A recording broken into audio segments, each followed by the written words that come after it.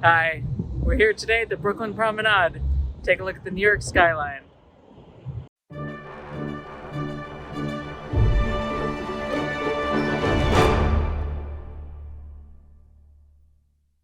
We're going to focus on one half of the New York skyline, probably its most iconic part, downtown. We'll run through everything you can see from one of the best vantage points, the Brooklyn Heights Promenade. The promenade is a wide boardwalk with benches, stretching along the East River high above the newly renovated piers of Brooklyn Bridge Park. The Brooklyn-Queens Expressway roars underneath, and the promenade was partly built to keep the noise of the expressway from striking the ritzy homes in the neighborhood. It's a beautiful spot, open to the public, never crowded, and with the spectacular broad view of the Manhattan skyline. I take a lot of tourists through Brooklyn Heights as part of a non-profit organization I volunteer with, Big Apple Greeter. If you're ever visiting New York, look it up. And one of my favorite things to do as we approach the promenade is to have my visitors look only down at the ground for 2 blocks as we approach. Then when we finally reach the edge, I tell them to look up, and I get to watch their eyes burst as the panorama of New York Harbor unfurls before them. Let's start all the way on the left. Off in the distance, you can see the big old dock cranes at the Atlantic Basin in Red Hook, Brooklyn. The hazy blue land in the background is Staten Island, which is actually pretty far away. The closer island to its right is Governor's Island, and the big white building at its front is a tunnel ventilation building. There's a highway running under there. Governor's Island used to be a U.S. military base until it was closed and given to the city in the 1990s and turned into a really nice recreation center and park. Next to Governor's Island is the tiny Statue of Liberty. Actually called Liberty Enlightening the World, this 1886 gift from the people of France to the people of the United States was designed by sculptor Frédéric Auguste Bartholdi, and its metal framework was built by Gustave Eiffel, of the Eiffel Tower.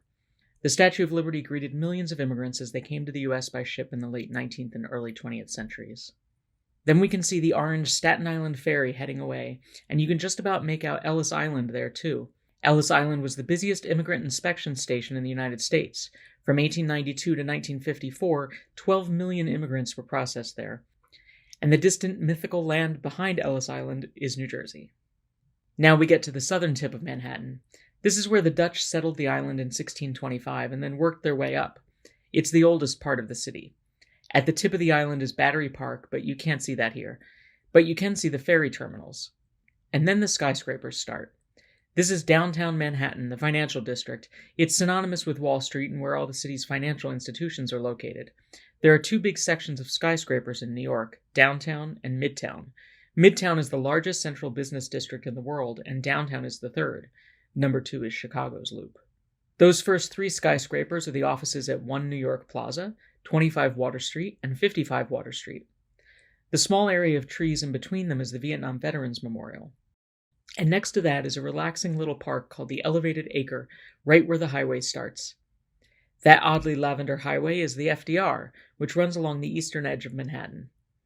The cool yellow-patterned building is an upscale residential tower, 15 William Street, built in 2007.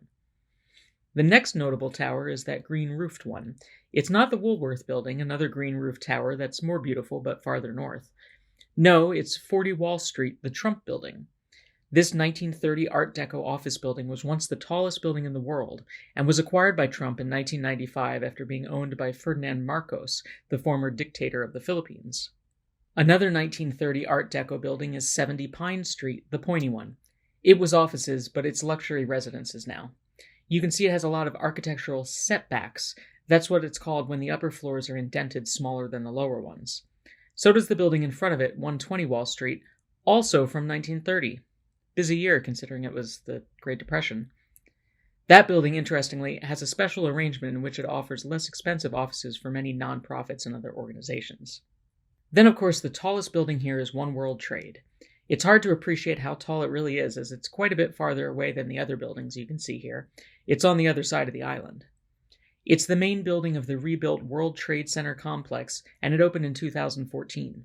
At a symbolic 1,776 feet tall, it's not only the tallest building in New York, but in the whole Western Hemisphere, and the 7th tallest in the world. Then we've got some more office buildings, nothing too notable, except this is where the Woolworth Building is, though you can't see it from this view. It's a neo-Gothic architectural landmark. And then we see this wavy, shiny tower, which is an apartment building by world-famous architect Frank Gehry. Below that are small, old brick buildings. That's the South Street Seaport, a charming area to walk around that evokes 18th century colonial New York. You can see an old-timey Goonies-style sailing ship, which is authentically from the 19th century. I got to take my drawing meetup on it once and sketch there. Very cool. It's part of the South Street Seaport Museum. The glass building to the right of it is a mall, which recently replaced another mall. Above it in the background you can see 56 Leonard, which is called the Jenga Building, for obvious reasons. The large classical building with the golden statue on top is the should-be-more-famous Manhattan Municipal Building. It's one of the largest government office buildings in the world and is also the home of Big Apple Greeter's office. We've now left the financial district and are looking at the neighborhood known as Civic Center, which houses a lot of government buildings. The gold-topped one is the Thurgood Marshall United States Courthouse. It sits next to the New York County Supreme Court as two wide-stepped buildings you've probably seen on TV.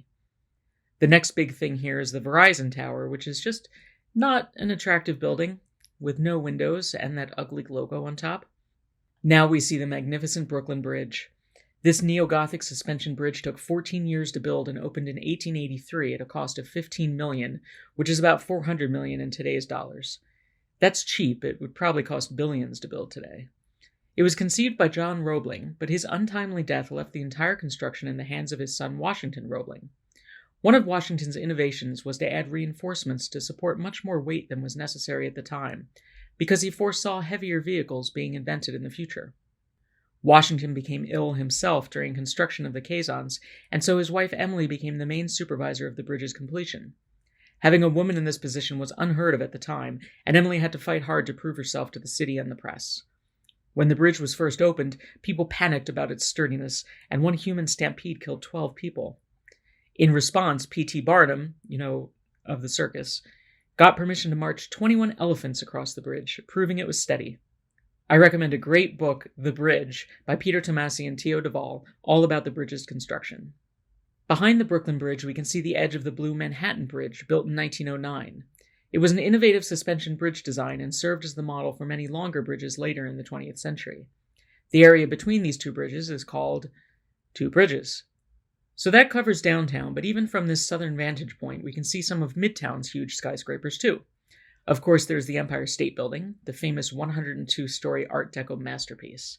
Completed in 1931, it was the tallest building in the world for almost 40 years. The building has been featured in over 250 TV shows and movies, and 4 million tourists visit it every year. Personally, we have an excellent view of it from our apartment window shown here. A little bit farther north, we have the new One Vanderbilt, 93 stories tall on 42nd Street. And you can just see the tiny Chrysler building way off there. Another famous Art Deco skyscraper was built in 1930 and was the tallest building in the world for one short year before the Empire State Building went up. Lastly, this gigantic building here is brand new and called One Manhattan Square. It's 72 stories and is the only skyscraper in the Two Bridges neighborhood. It was quite controversial, partly because it stands out so much. That wraps up our view of the skyline, and I hope you get to come visit the Brooklyn Promenade someday. Or some night. The lights provide a whole different stunning view. So that's it. Be sure to like the video and subscribe to get more of New York, and I'll see you soon.